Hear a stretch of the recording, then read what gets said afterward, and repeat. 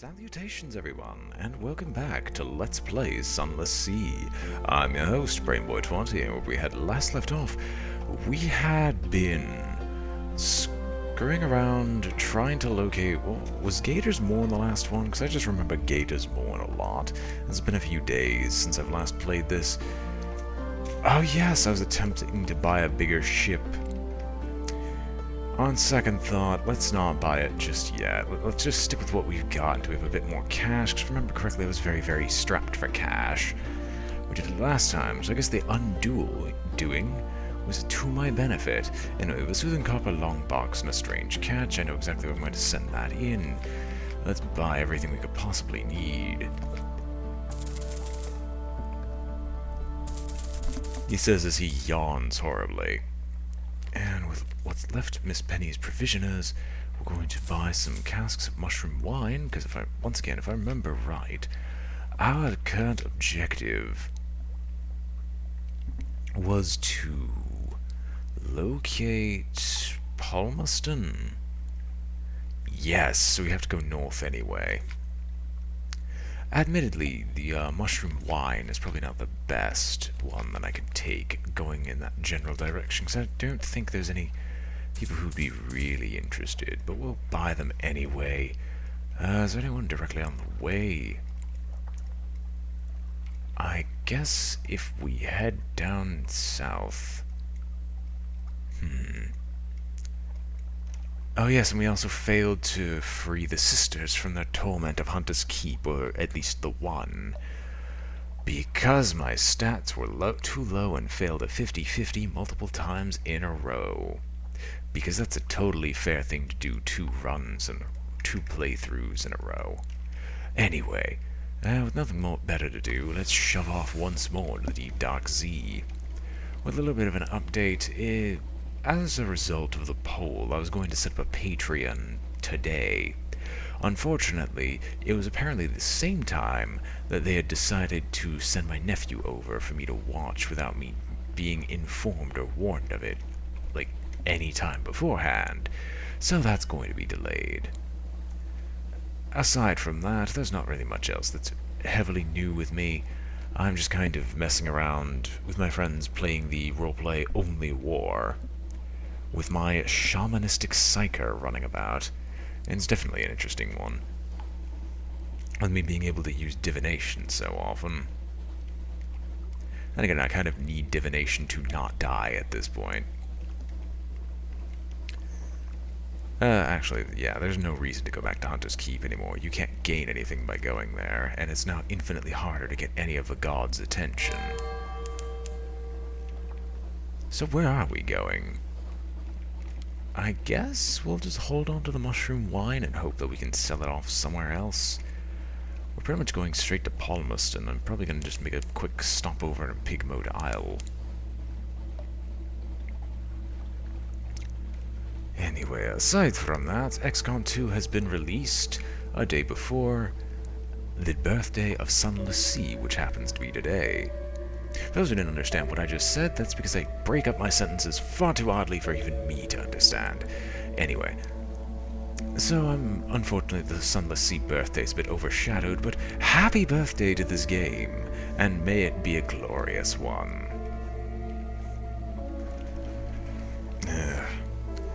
I'm already a bit tired because I've also been screwing around at Warframe trying to get my Kubero leveled fully, and Gillifleur. Let us fight! We still can't do enough damage. Ah, pity. Well, maybe we can 3-shot it. Maybe we can actually 3-shot... Oh, nope. Apparently, it was just enough to... Ooh, on 2 health again, which seems a bit weird, but okay. We're not gonna let it disperse, there's no reason to. Let's scoop it up a little bit more and get another strange catch. Speaking of which, after Pigmode Isle, let's stop at the Chapel of Lights, considering once again I can finally advance that imbecilic quest that requires these strange catches. But if I have to farm strange catches by killing Gillifleurs, I'm probably gonna shoot someone. As I think there's one that requires a lot of strange catches in order to progress any further. Anyway, Saints Haven. What do these houses need? Resolving a dilemma. The aid hurries you into the depths of the chicken woods, where the woods are particularly dark and foreboding. It wrings its paws. Hairless advisor, we had hoped never to ask for this. We swore to stand on our paws, but our supplies are running short. We desperately need your help and your discretion. We'll donate some supplies. This will greatly help the Cavians.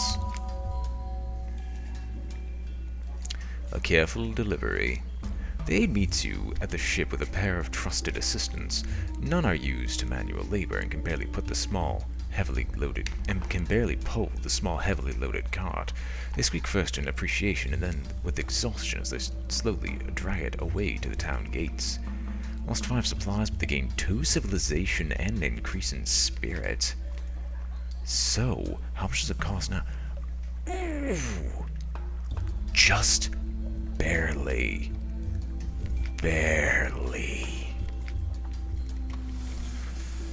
Barely to the point where I can't make a profit off of it. So you need 9 or above to make a profit off skin to lack, and you probably need like 12 or so to make a decent profit to make the trip worthwhile. Still, a cheaper price is a cheaper price. Now, actually no, I've spoken with you already, right?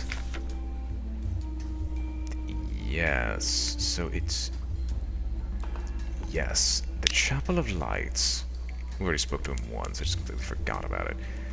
Now, our supplies being as low as they are is a bit of an issue, but supplies usually drains much more slowly than fuel does. So I'm going to bet on that idea.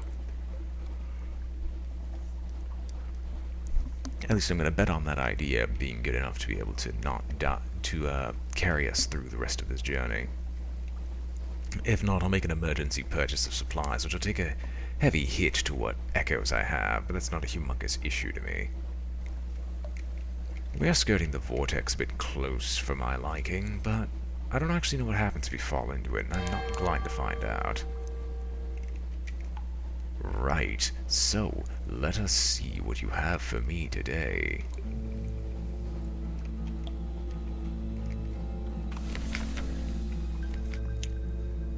Eat of the Chapel's bounty. And hasn't changed because it's higher than 0. Interesting, so there's probably a chance that it will change.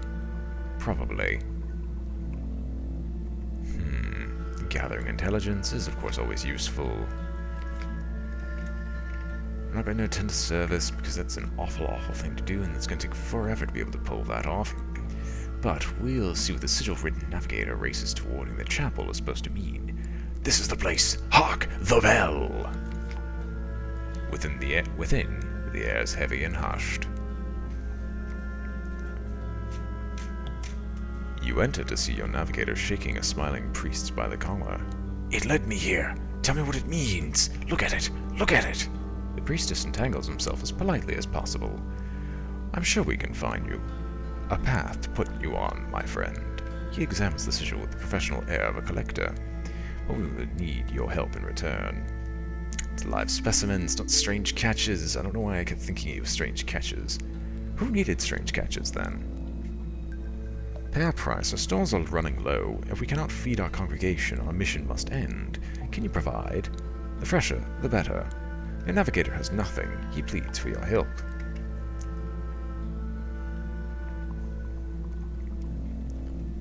Now, there is another price to pay. The priest slips his arm around your shoulders. For you, a lesser payment, he whispers. Post no guards on your ship tonight. Ask no questions. And in the morning, perhaps you would like to join us for breakfast.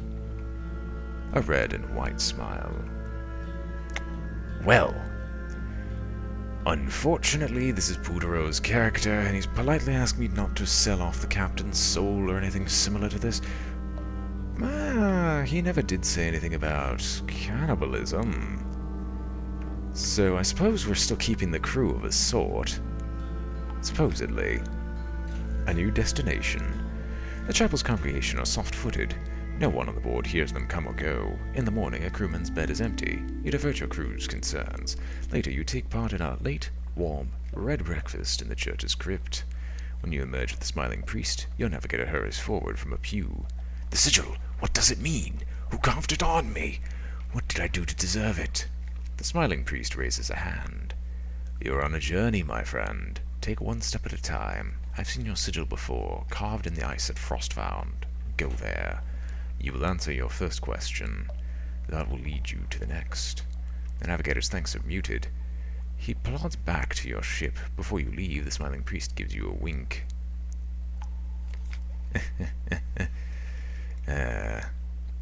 Yeah. Yeah, well, this is at least convenient, because we're going to Frostfound anyway. We're going to ignore the fact that we had just sold one of our crew to be eaten. I mean, I'm tired of this bloody quest anyway, being stonewalled constantly. So I guess fair is fair. I even think I know what I'm going to have the image of the video be. Or at least the, what is it called that makes me forget so much? Thumbnail. Yes, that's the term I'm looking for. The thumbnail. Well, I'm not even that averse to things like the cannibalism and otherwise. Not in real life, of course. No, I wouldn't dare touch that unless it's, like, entirely necessary in a survival situation. But I guess I'm kind of in the mood for doing dark and dangerous things for the other campaign that I'll be joining soon enough, which is a Black Crusade campaign, where we play as champions of chaos. And I'm actually considering playing a cornate individual, which does lead to a little bit of cannibalism.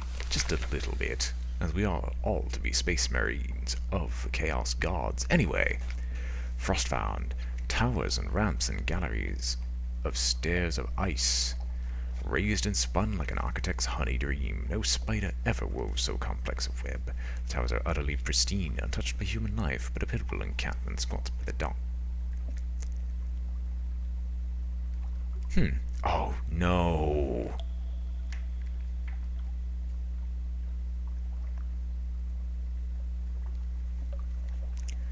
A plucky researcher recognizes it.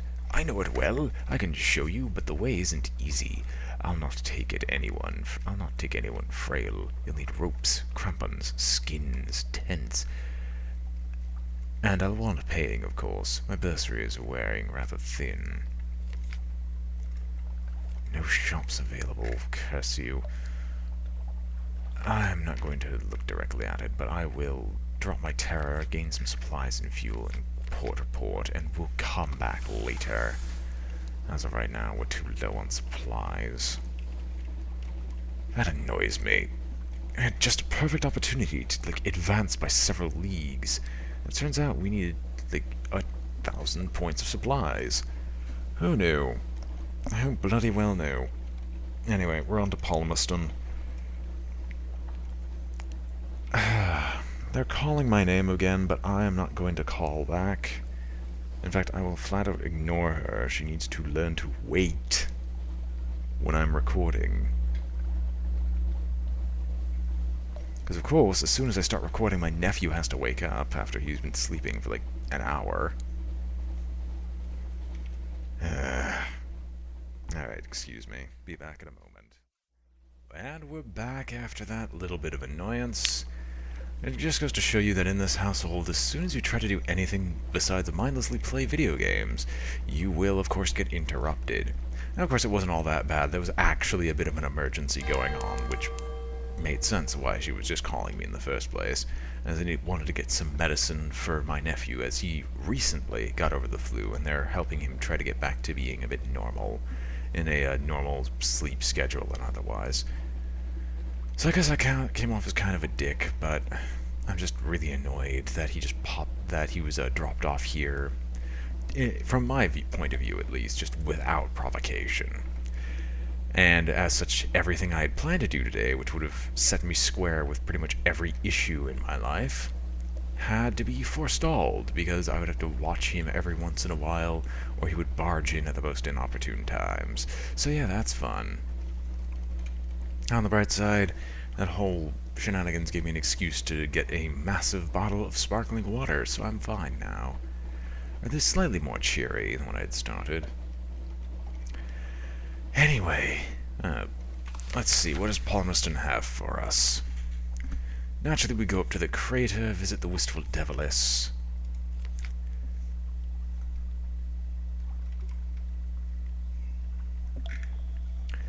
The road to the crater ends at the brass gate in the at a brass gate in the crater wall.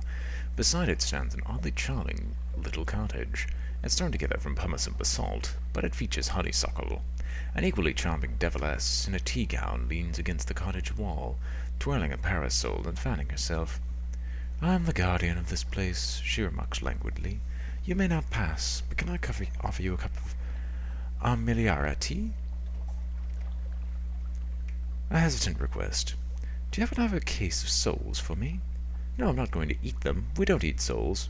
Usually. I'm not clear how that story got around. I told you that I missed London, I missed Hill, I'd like a keepsake, and all souls are ours, you know, by right. Concede her your soul. Or you could just lend me yours." She bites her lip and looks up into your eyes. "I'll keep it safe, much safer than at Z. If you drown, it'll be here, with me, for always. Mortals do drown, so." She places a slender, sallow hand on your wrist. "Through your cuff, it's warm as a stone in the sun. It won't hurt at all. This will surrender your soul to the Deviless." As per the request, sadly, I do have to at least listen to this, so I'll refuse tactfully.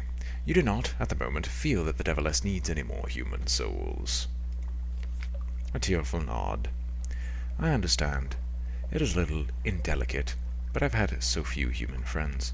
I'm sorry if I'm tactless sometimes. Sit with me a while. Let's just talk. Oh, and I have this hamper of honey fungus that your cook might find a use for. And chat with the port folk about the Brimstone Convention. There was a revolution in hell, and the aristocracy of the devils fled here. Here they plot in exile. Find your contact. You have a rendezvous in the ruined granary up on the headland, where the last generation of farmers died in the volcano's flames. Hello, hello, I have something for you. A cowled and buzzing shape clasps your elbow. It whispers in your ear. Its breath is lava and old brass, and a queasy vibration shudders through you, where its gloved appendage has taken hold. You have what you came for. Back aboard your ship, quickly. Your vision blurs. Perhaps you are unwell.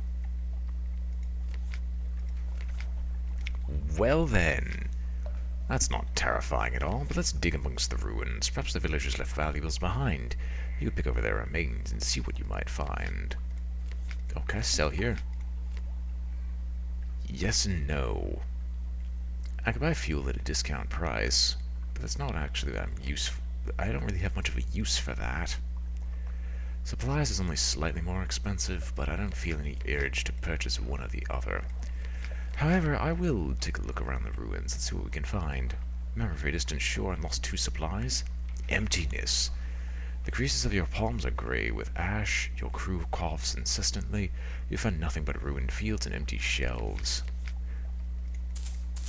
That wasn't the most brilliant decision, but bloody well, let's keep moving. So, the next objective will be wherever the Seabat says, if there happens to be an area around here that we can explore, as I'm very, very curious about what's nearby.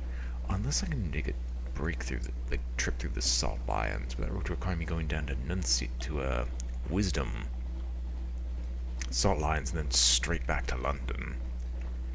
So I think it'd be better for me to just locate something nearby that I can mess with. I know up here is something, but I don't know what that something is precisely. Suppose the Z-Bat does a much better job if you stop moving. Nope, clearly not.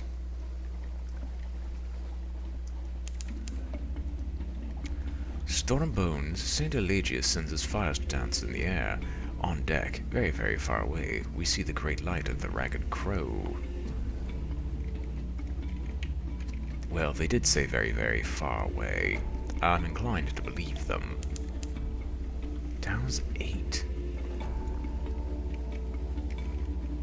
Oh, it's down there. What is Dow's 8? I'm curious. Port Cecil is much farther below. What's that big tome for? Oh, Port Cecil. It's this place, isn't it? It's where you play chess. Principles of Coral. The corpse rainbow glow from beneath the waves echoes the false stars above. Well, we can at least have a little fun here before we shove on off back to London. And who knows, this might actually give me the best excuse I could possibly need to stop by the Salt Lions briefly. At least it'll give me a good excuse to head back to Station 3. Although, would that be wise? No, the better one would be Salt Lions. Alright, decent enough. What does Port Cecil have for us today?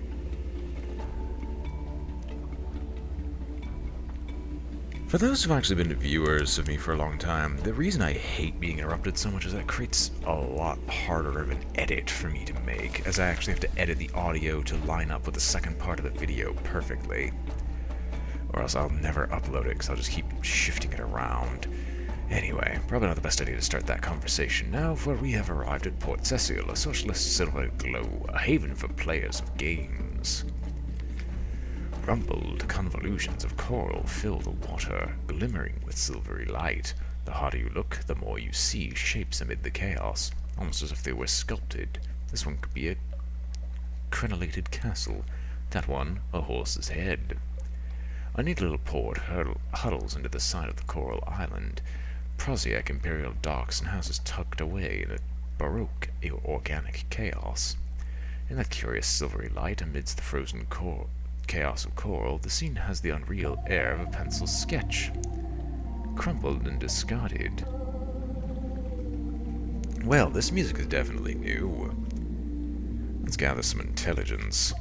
Chess, dreams, silver light. The older inhabitants of Port Cecil carry coral incrustations like a disease.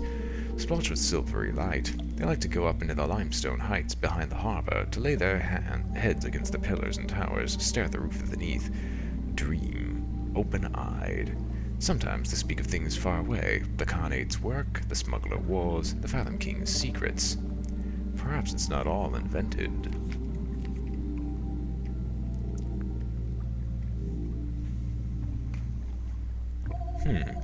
We can get Skintalak here, but I'm soon going to get a better area. At least I'm going to have a better location to get Skintalak that'd be much cheaper and safer than here. So let's explore the Coral Knoll. Or, no, actually.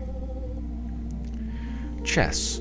Chess is popular in the Principles. The port is full of exiles, drunks, and washed-up Z traders. They all play, often obsessively. Be careful, the chess pieces are carved from Skintalak. Here in the Principles, that can be very dangerous. One more game. You don't know how long you've been playing. You won a match, another. The rough coral tips of the chess pieces are smeared with blood. Yours, your opponent's.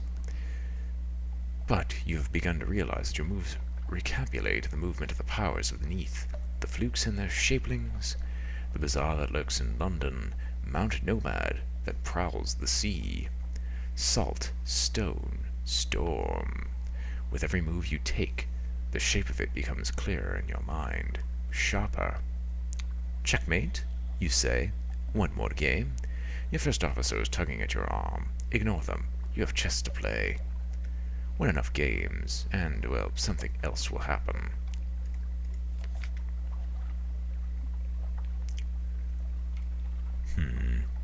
Let's explore the Coral Knoll. I'm not interested in going just yet. Sea laps dark around silvery coral. Humps and columns rise from the coral, a bewildering maze. Go carefully. A privateer encampment.